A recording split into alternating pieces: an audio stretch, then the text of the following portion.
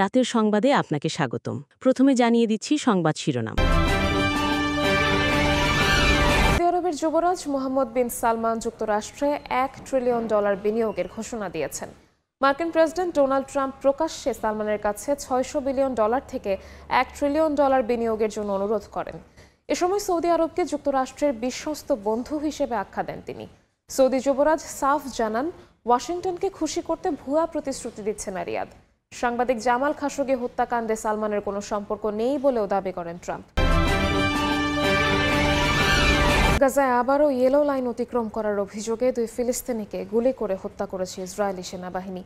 পশ্চিম তীরের তুলকারেমে বিক্ষোভের ভিডিও করার সময় আল জাজিরার ক্যামেরাম্যানকে 2 পায়ে গুলি করেছে নেতানিয়াহু বাহিনী। জাতিসংঘের নিরাপত্তা পরিষদে পাশ হওয়া মার্কিন শাসনের প্রস্তাব জোর করে ফিলিস্তিনিদের ওপর চাপিয়ে দেওয়া হচ্ছে বলে দাবি করেছে হামাস। ফিলিস্তিনের শীর্ষস্থানীয় নেতাদের হত্যার হুমকি দিলেন ইসরায়েলের নিরাপত্তা মন্ত্রী ইতামার বেন গভির। সম্প্রতি জাতিসংঘের নিরাপত্তা পরিষদে গাজায় বিদেশি সেনা মোতায়েনে ডোনাল্ড ট্রাম্পের পরিকল্পনার অনুমোদনের পর এমন মন্তব্য করেন কট্টরপন্থী এই নেতা। বলেন, ফিলিস্তিনি কর্তৃপক্ষ সন্ত্রাসী। জাতিসংঘ যদি ভোটে ফিলিস্তিন রাষ্ট্রকে এগিয়ে দেয় তবে এসব কর্মকর্তাকে বেছে বেছে হত্যা করার অনুমোদন দেওয়া উচিত বলেও মন্তব্য করেন তিনি। রাতভর রাশিয়ার ড্রোন ও মিসাইল হামলায় 5 জন নিহত হয়েছেন। হামলায় ক্ষতিগ্রস্ত হয়েছে আবাসিক ভবন, রেলপথ সহ অনেক বেসামরিক অবকাঠামো। এর মধ্যে যুদ্ধ বন্ধে শান্তি আলোচনার জন্য আবারও তুরস্ক সফরে যাচ্ছেন ইউক্রেনের প্রেসিডেন্ট ভলোদিমির জেলেনস্কি। তবে বুধবারের এই আলোচনা থেকে সরে দাঁড়ানোর ঘোষণা দিয়েছে মস্কো। ক্রেমলিনের দাবি, কিয়েভ এখনও আগের শান্তি প্রস্তাবের জবাব দেয়নি। এবার শুনবেন বিস্তারিত।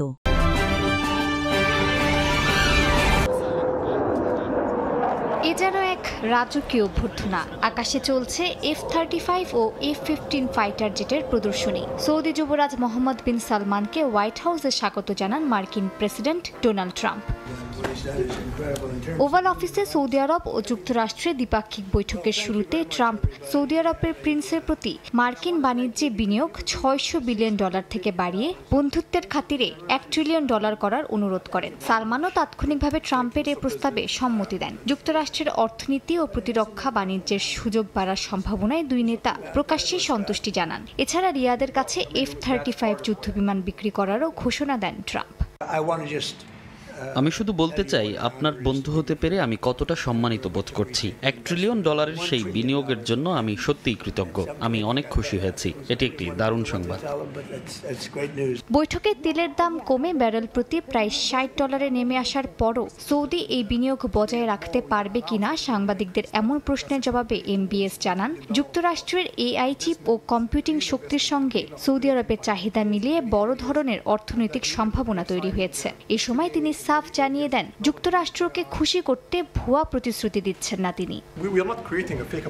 সৌদি আরবে কম্পিউটিং শক্তির ব্যাপক চাহিদা রয়েছে এবং আমাদের চাহিদা পূরণের জন্য স্বল্প মেয়াদে প্রায় $50 বিলিয়ন খরচ করব। যুক্তরাষ্ট্রের সঙ্গে আমাদের যে চুক্তি হবে তা নিয়ে দীর্ঘমেয়াদে শতাধিক বিলিয়ন ডলার বিনিয়োগের সুযোগ থাকবে। এটি সৌদি আরবের চাহিদার সঙ্গে খাপ খায় এবং বিনিয়োগ কৌশলের সঙ্গে মানানসই। এই বৈঠকের পর দুই দেশের সম্পর্কের নতুন এক অধ্যায় শুরু হবে বলে আশ্বস্ত করেছেন সালমান। মার্কিন গণমাধ্যম ওয়াল স্ট্রিট জার্নালের সাংবাদিক জামাল খাশোগি হত্যাকাণ্ডকে কেন্দ্র করে উত্তপ্ত প্রশ্ন ওঠে। এ সময় সৌদি যুবরাজের পক্ষ নিয়ে ট্রাম্প দাবি করেন, মোহাম্মদ বিন সালমান এই হত্যাকাণ্ড সম্পর্কে কিছুই জানতেন না, বরং খাশোগিকে অনেকের অপছন্দের ব্যক্তি বলেও উল্লেখ করেন তিনি। এ বিষয়ে এমবিএস জানান, কারো জীবন বিনা কারণে চলে যাওয়া অত্যন্ত বেদনাদায়ক এবং এই হত্যাকাণ্ডকে একটি বড় ভুল হিসেবেও আখ্যা দেন তিনি।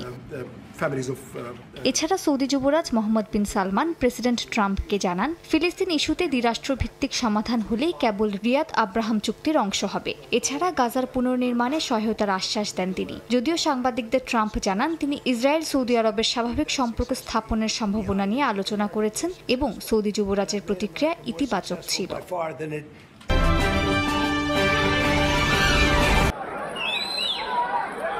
পশ্চিম তীরের তুলকারেমে ইসরায়েলি বাহিনীর নিয়মিত অভিযানের নামে বাড়িঘর ভাঙচুর ও অবরোধের বিরুদ্ধে স্থানীয় ফিলিস্তিনিরা বিক্ষোভ করেন। মঙ্গলবার সেই বিক্ষোভের ভিডিও ধারণ করছিলেন আল জাজিরার চিত্র সাংবাদিক ফাদি ইয়াসমিন। এ সময় তার দুপায়ে গুলি করে নেতানিয়াহু বাহিনী। গাজায় যুদ্ধবিরতির যেন পরোয়াই করছে না দখলদার ইসরায়েল। স্থানীয় সময় মঙ্গলবার সাময়িক যুদ্ধবিরতির অধীনে গাজায় ইসরায়েলি নিয়ন্ত্রিত অঞ্চল ও ফিলিস্তিনিদের চলাচল অনুমোদিত চিহ্নিত করা ইয়েলো লাইন অতিক্রমের অভিযোগে আরও 2 ফিলিস্তিনিকে গুলি করে হত্যা করেছে নেতানিয়াহু বাহিনী। তবে মানবাধিকার সংগঠনগুলোর দাবি, ফিলিস্তিনিরা ওই লাইন স্পর্শ না করলেও নিয়মিত গুলির মুখে পড়ছে। এদিকে মঙ্গলবার পশ্চিম তীরে একজন ইসরায়েলি নাগরিককে ছুরিকাঘাতে হত্যা করা হয়। এছাড়া বেশ কয়েকজন ইসরায়েলি আহত হন। এই ঘটনার ক্ষোভ জানিয়ে ইসরায়েলের প্রধানমন্ত্রী বিনিয়ামিন নেতানিয়াহু জানান, যে কোনো মূল্যে হামাসকে নিরস্ত্র করা হবে। আজ আমরা আরও একটি ফিলিস্তিনি সন্ত্রাসী হামলার মুখোমুখি হয়েছে এবং আমরা সব ফ্রন্টে যুদ্ধ বন্ধ করতে চাই। তবে এর আগে হামাসকে নিরস্ত্র করা হবে এবং উপত্যকাটিতে যেন আর কখনো বড় ধরনের হুমকি সৃষ্টি হতে না পারে সেই ব্যবস্থা নেওয়া হবে।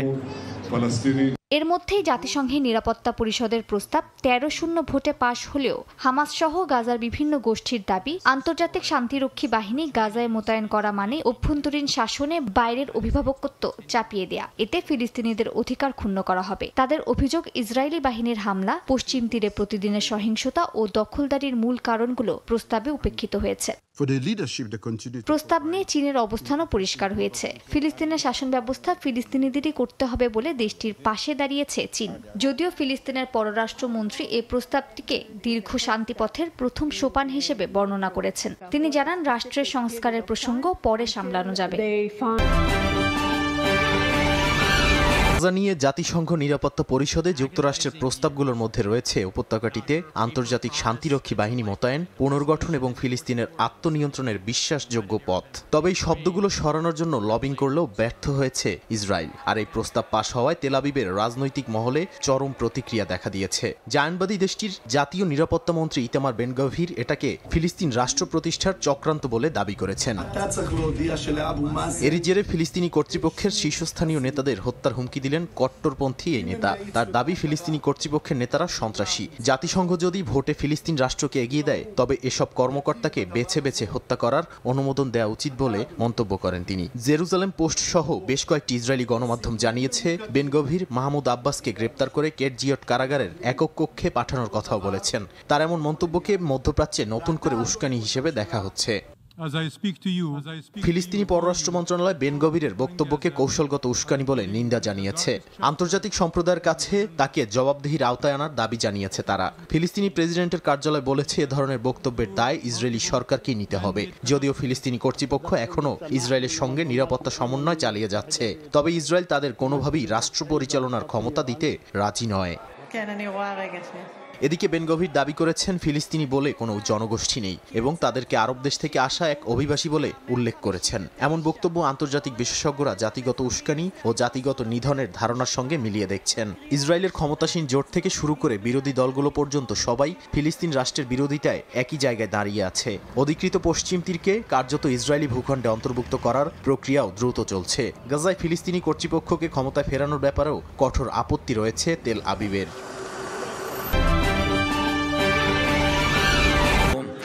এর মধ্যে ইউক্রেনের president Volodymyr Zelensky Russia Ukraine যুদ্ধের অবসানের লক্ষ্যে এবং বন্দি বিনিময়ের প্রচেষ্টা এগিয়ে নিতে তুরস্কে এক শান্তি আলোচনায় অংশ নেবেন। মঙ্গলবার এক বিবৃতিতে জেলেনস্কি জানান, তিনি বুধবার কয়েকটি বৈঠক করবেন। যদিও তিনি তুরস্কের কোন শহরে যাবেন বা কাদের সঙ্গে বৈঠক করবেন সেই বিষয়ে বিস্তারিত কিছু জানাননি। মার্কিন বিশেষ দূত স্টিভ উইটকফ এ বৈঠকে থাকতে পারেন বলে ধারণা করা হচ্ছে।